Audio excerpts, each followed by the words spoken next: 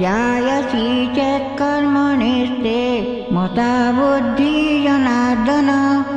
तत्किं कर्माणि घोरे मां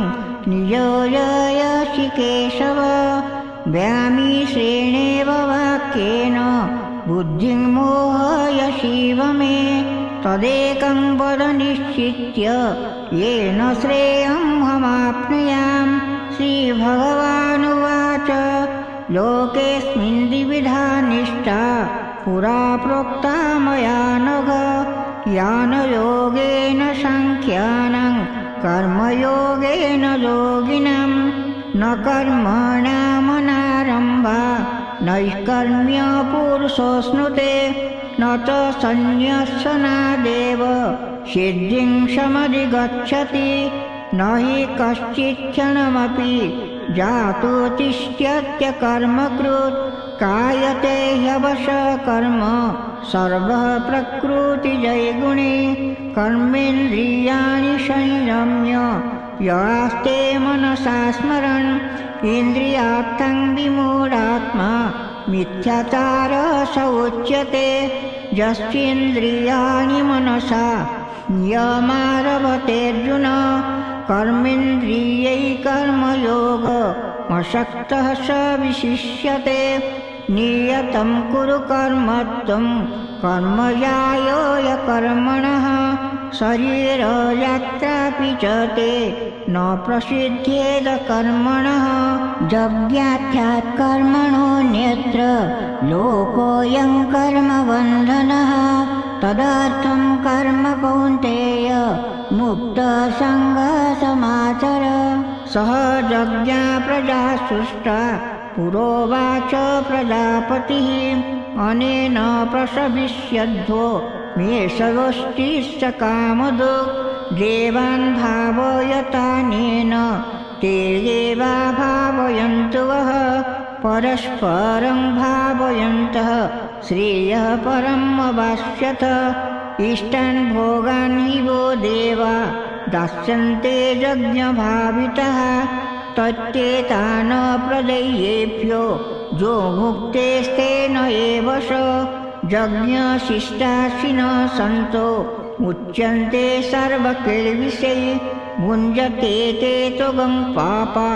ये पच्यन्त्यात्मकारणात् अन्नाद्भवति भूतानि पज्यन्नाद्यन्नसम्भवः यज्ञाद्भवति पज्यन्नो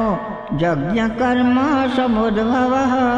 कर्म ब्रह्मोद्भवं विद्धि ब्रह्माख्यरसमुद्भवम् तस्मात् सर्वगतं ब्रह्म नित्यं यज्ञे प्रतिष्ठितम् एवं प्रवर्तितं चक्रं नानुवर्तयति हर अघायोरिन्द्रियो रामो मोघं पार्थ स जीवति यस्मात्मत्रतिरेव स्यात् आत्मतृप्तस्य मानवः आत्मन्येव च सन्तुष्टः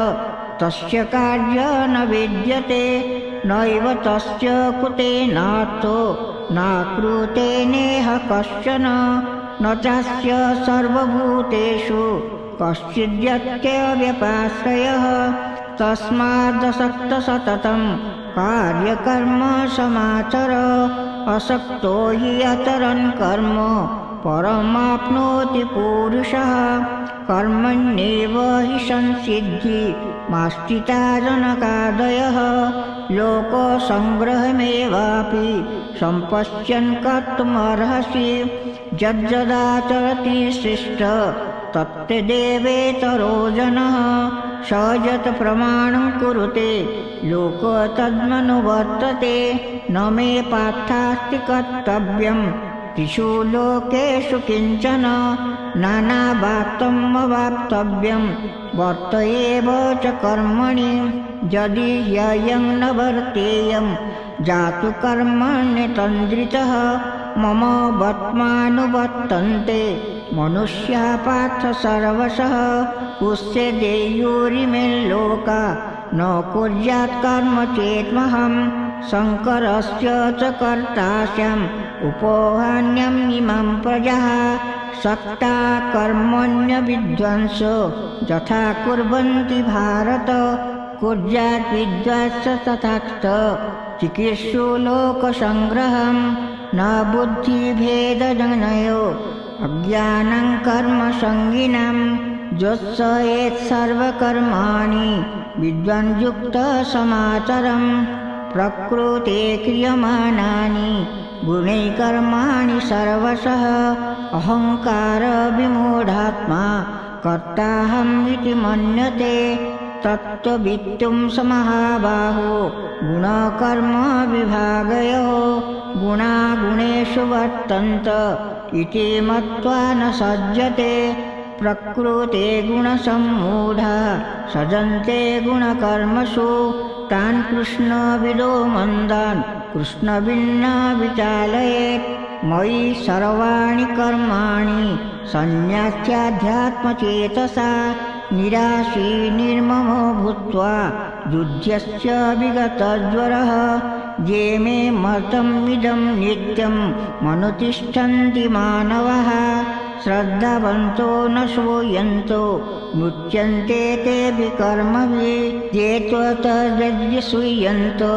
नानुतिष्ठन्ति मे मतम् सर्वज्ञानविमूढास्तान् विद्धि नष्टान् चेतसः सदृशं चेष्टते स्वस्य प्रकृते ज्ञानवानपि प्रकृतिं यान्ति भूतानि निग्रह किं करिष्यति इन्द्रियस्येन्द्रियस्यार्थे रागद्वेषौ व्यवस्थितो तयो न वशमागच्छो तौभस्य परिपर्थिनो श्रेयान् स्वधर्मविगुणो परधर्मात् स्वनिष्ठितात् स्वधर्मे निधनं श्रेय परधर्मो भयावहः अर्जुन उवाच अथ केन प्रयुक्तोऽयं पापं चरति पुरुषः अनिच्छन्नपि वा स्नेय बलादीव नियोजितः श्रीभगवानुवाच काम एष क्रोध एष रजोगुणसमुद्भवः महासनो महापाप्ना विद्येनमिह वैरिणं धूमेनाव्रियते वर्णि यथा दर्शेण नळेन च यथा येनावृतगर्भ तथा तेनेदमावृतम् आवृतं ज्ञानमेतेन ज्ञानिनो नित्यवैरिणं कामरूपेण कौन्तेय दुष्पुरेणानलेन च इन्द्रियाणि मनोर्बुद्धि रस्याधिष्ठानमुच्यते एते विमोहयतेस्य ज्ञानमावृतदेहिनं तस्मात् त्वम् इन्द्रियाण्यर्धो नियम्य भरतर्षभ पापान्न व्रजहीह्येनं ज्ञानविज्ञाननाशनम् इन्द्रियाणि परं कुर्वि